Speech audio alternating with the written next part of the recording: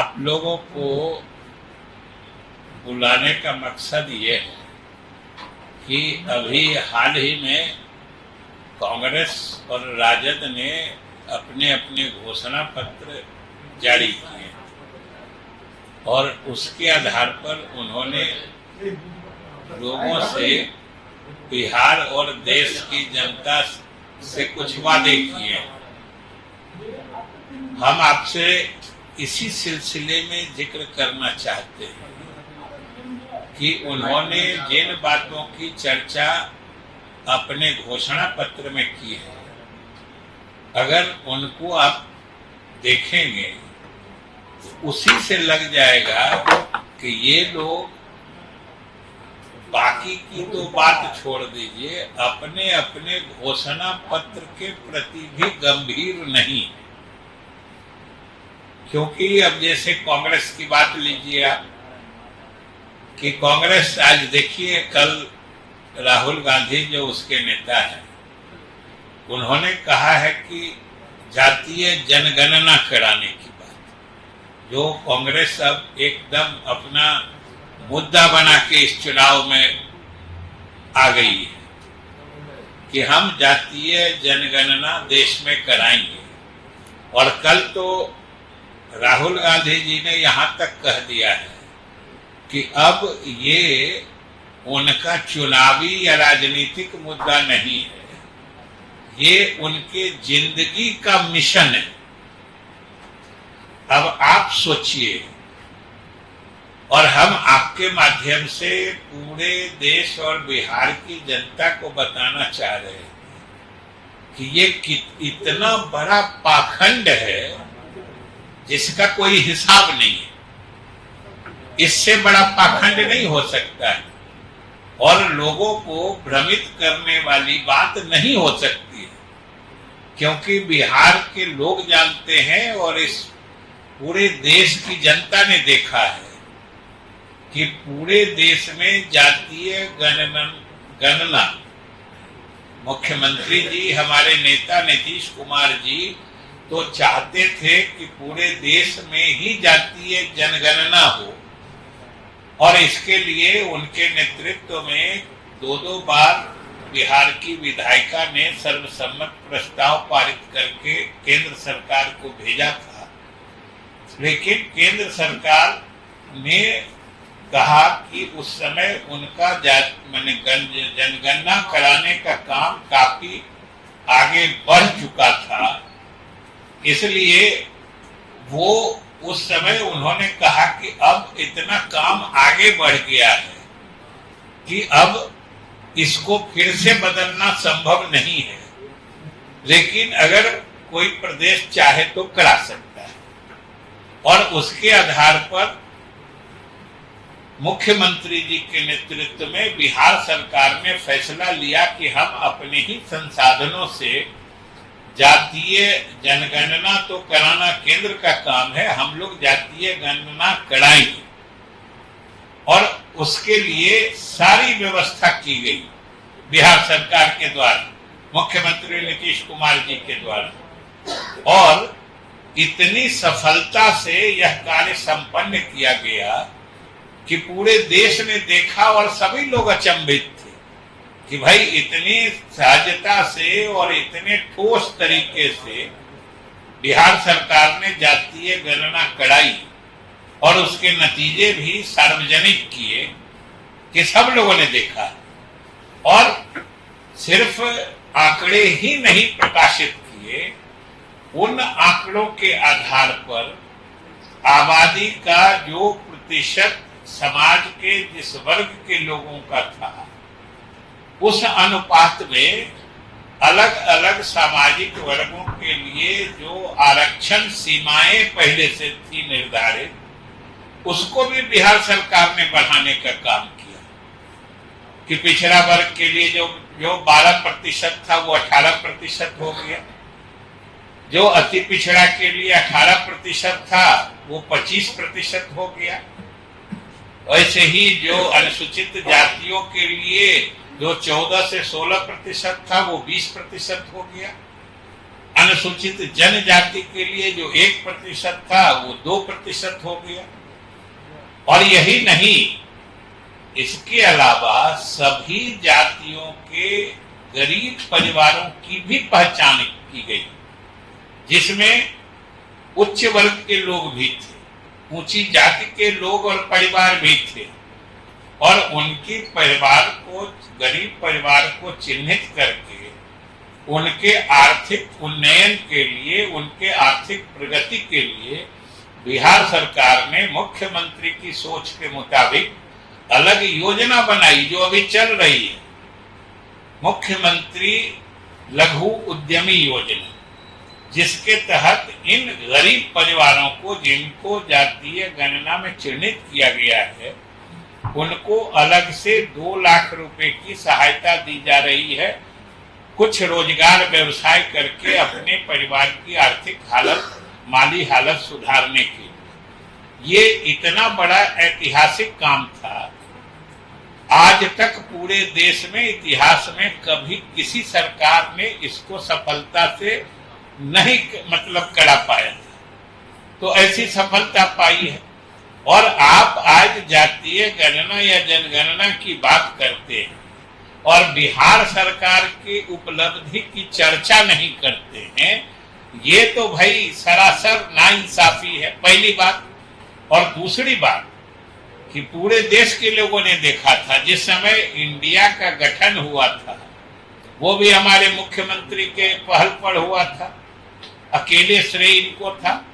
और जब उसके कार्यक्रम बन रहे थे, उस समय जब जनता दल यू के तरफ से ये प्रस्ताव दिया गया था कि इंडिया का मुख्य मुद्दा बने जातीय जनगणना देश में कराना, तो इसी राहुल गांधी जी ने ममता बनर्जी के इशारे पर इसको खारिज कर दिया था। ये देश भर के लोग कोई भूला है क्या? ये कौन नहीं जानता है कि इंडिया का पहला मुद्दा जनता दल यू का मानना था कि देश में जातीय जनगणना होनी चाहिए, जिसको राहुल गांधी जी ने ही ममता बनर्जी से मिलकर खारिज कर दिया था। और आज देखिए कितना सीना उनका फट रहा है जातीय जनगणना कराने के लिए। इसीलिए हमने कहा कि ये पाखंड है, मतलब अपने ही वादों के प्रति ये गंभीर है, गंभीर नहीं है, ये अभी से दिख रहा है। वैसे ही राजद ने जो कहा है, अब सोचिए 1 करोड़ लोगों को नौकरी दे देंगे, कहां से करोड़ लोगों को नौकरी दे देंगे, और क्या क्या इतना बिजली फ्री कर देंगे। और अब तो अभी तक के विभिन्न सरकारों के अनुभव बता रहे हैं कि जहां जहां इस तरह के फ्री बिजली दिए गए हैं, कहीं तो कोई सीमा तक देता है, या जहां भी सीमा तक दिए हैं, उसके अंतिम नतीजे जो अर्थव्यवस्था पर हो या उपलब्धि के हिसाब से हो, वो अच्छे नहीं आ रहे। इसलिए सबसे बड़ी बात है कि इन पार्टियों ने, जो आज के बिहार के परिप्रेक्ष्य में कहिए तो महागठबंधन, और देश के कंटेक्स्ट में कहिए तो इंडी गठबंधन, इन लोगों के घोषणा पत्र से ही यह साफ है कि ये लोग बिहार की जनता को गंभीरता से, या देश की जनता के को जो वादा करते हैं उसमें भी गंभीर नहीं रहते हैं। ऐसी ऐसी बातें करते हैं, बातें कुछ करते हैं, और जब कर्म करने की बात आती है तो कुछ करते हैं। आप देखिए जातीय गणना आज कर रहे हैं, लेकिन कल तक क्या हो गया था कांग्रेस को, जो नहीं मुद्दा बना, आज भी चर्चा करते हैं। बिहार सरकार की उपलब्धि की चर्चा नहीं होती। अगर जरा भी ईमानदारी होती तो जो देश में हमारी ऐतिहासिक उपलब्धि है, पहली दफा जातीय गणना कराने की, तो कम से कम इतना तो उनका दिल या जमीर जो कहता है वो उनको कहता, उनको पुकारता कि भाई जरा हिम्मत करके बोल दीजिए कि बिहार ने कराया है, नीतीश कुमार ने कराया है, और अब हम उनके अनुसरण में देश में कराएं, अगर आपकी ईमानदारी होती। लेकिन ये भी नहीं है। इसलिए हम यही बिहार के लोगों को और देश के लोगों को भी आपके माध्यम से कहना चाहते हैं कि ये लोग जनता के हित के प्रति गंभीर नहीं है। जो कह रहे हैं, जो वादे कर रहे हैं, उसके लिए इनके पास कोई नीति कार्यक्रम नहीं है। ये सिर्फ भावनात्मक शोषण करने के लिए कुछ ऐसी बातें कर रहे हैं जो खुद उन्होंने अपने से ही उन बातों का गला घोटा है। इसलिए हम आपके माध्यम से बिहार और पूरे लोगों को सजग और सतर्क करना चाहते हैं कि इनसे सावधान रहें और जो हमारे राष्ट्रीय जनतांत्रिक गठबंधन की वर्तमान जो लोकसभा चुनाव के चरण चल रहे हैं, कल ही दूसरा चरण का चुनाव होना है और उसमें जो लोगों का रुझान देख रहे हैं, ये जो लगभग एक तरफा हो रहा है एनडीए के पक्ष में, उससे शायद विचलित होंगे। कल तक अपने ही जिसका विरोध कर रहे थे, आज उसी को अपने जिंदगी का मिशन बता रहे। समझिए कैसा विरोधाभास है, कैसा चरित्र है, ये सोचने की बात है। इसलिए हम आपके माध्यम से लोगों से अपील करते हैं कि इनके इस तरीके से मतलब दोहरी बातों के चक्कर में न फंसें और जो उन्होंने मन बनाया है कि एनडीए को पहले से भी अधिक प्रचंड बहुमत से जिताने का, वो उस पर कायम रहे। यही हम आपके माध्यम से कहना चाहते हैं। आपने बात कही कांग्रेस की 1 करोड़ नौकरी, इधर से बोल रहे हैं, 1 करोड़ नौकरी कहाँ से देंगे? तो आपकी गठबंधन की सरकार आती है तो नौकरी आपको नहीं देंगे। क्या 1 करोड़ नौकरी की बात आपने कही है कि कांग्रेस कहाँ से देगी 1 करोड़ नौकरी? कांग्रेस पहले तो आप ये समझिए कि हमने कांग्रेस का नहीं कहा है। 1 करोड़ नौकरी देने का वादा किसने किया है आपको पता है? हमने कांग्रेस के बारे में तो नहीं कहा है। आप अभी सुन के ही मिक्स कर रहे हैं। आप बोलिए। राष्ट्रीय पार्टी है, वो कह रही है 35 लाख नौकरी देंगे, आरजेडी कह रही है 1 करोड़ नौकरी देंगे। यही नहीं इनको बताइए, यही तो हम कह रहे हैं कि इन लोगों को और आप दोनों ने जो बातें की हैं, वही हमने जो कहा है उसको और अधिक जोरदार ढंग से प्रमाणित करता है कि ये लोग जो बोलते हैं, जो जनता को बताते हैं, जो जनता से वादे करते हैं, उसका अर्थ भी नहीं समझते हैं, उसके प्रति गंभीर भी नहीं रहते हैं। अब समझिए कि आप ही ने कहा है कि भाई कांग्रेस कह रही है 35 लाख नौकरी देंगे और बिहार के नेता कह रहे हैं 1 करोड़ नौकरी देंगे। अब ये बीच का जो 65 लाख का गैप है, अब सोच लीजिए।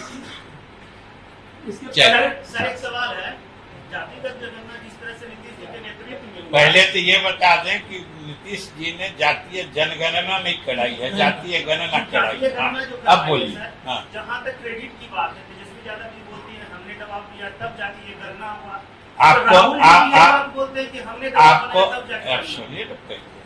आपको पता है कि बिहार सरकार ने जातीय गणना कराने का फैसला कब लिया था और उस समय सरकार कौन सी थी बिहार में? बताइए। यही आपको मालूम है? अरे भाई, पत्रकार लोग जब इतने गाफिल रहेंगे तब कैसे चलेगा देश मैंने बिहार का काम? ये फैसला अब आप समझ लीजिए ना, आप पहले अपने को दुरुस्त कर लीजिए कि ये फैसला तब हुआ था जब एनडीए की सरकार थी। इसलिए न राहुल गांधी न यहाँ राजद क्लेम कर सकता है कि हमारे दबाव पर फैसला हुआ था। सबसे पहली बात आपने अपना एक वीडियो जारी किया है प्रधानमंत्री का कल का कार्यक्रम है, उससे पहले तेजस्वी यादव ये कह रहे हैं कि गरीबों, शोषितों, वंचितों के लिए आपने कुछ किया नहीं। 39 सांसद आप जिताकर भेजे गए और उसका परिणाम क्या है? कुछ मिला नहीं। तो प्रधानमंत्री को तो सबसे पहले इस बारे में जवाब देना चाहिए। संविधान खतरे में है, संविधान आरक्षण जा रहा है, आरक्षण खत्म होने वाला है। पता नहीं, वो वीडियो तो हमने देखा ही नहीं है, इसलिए उस पर हम कुछ नहीं कहेंगे। जहां तक संविधान जाने की बात है, इतना तो हम कहते हैं, जो बोलते हैं उनका दिल भी कहता होगा कि इस देश के संविधान को कोई न बदल सकता है। हाँ, याद करिए कि जहां तक संविधान में संशोधन की बात है, दोनों चीज समझ लीजिए। और ये फर्क जरूर मीडिया की भी जिम्मेदारी है कि लोगों को बताएं कि संविधान में संशोधन करना और संविधान को बदल देना, ये दोनों दो तरह की बात है। और जहां तक संविधान में संशोधन हुआ है, तो संशोधन कोई अभी पहला थोड़े हुआ है। ये तो 1950 में संविधान लागू हुआ, 51-52 से संशोधन शुरू हो गया। आज तक 100, 125, 150 करीब संशोधन हो चुके हैं। कोई पहली बार संशोधन थोड़े हो रहा है। और संविधान में संशोधन करने का मतलब संविधान बदलना नहीं होता है। सर बीमा भारती के पीए के पास से 10 लाख रुपए बरामद। अभी तो आप लोग जानिए ना, 10 लाख रुपया। अब इसकी हमको कोई जानकारी है और न कोई पक्की सूचना।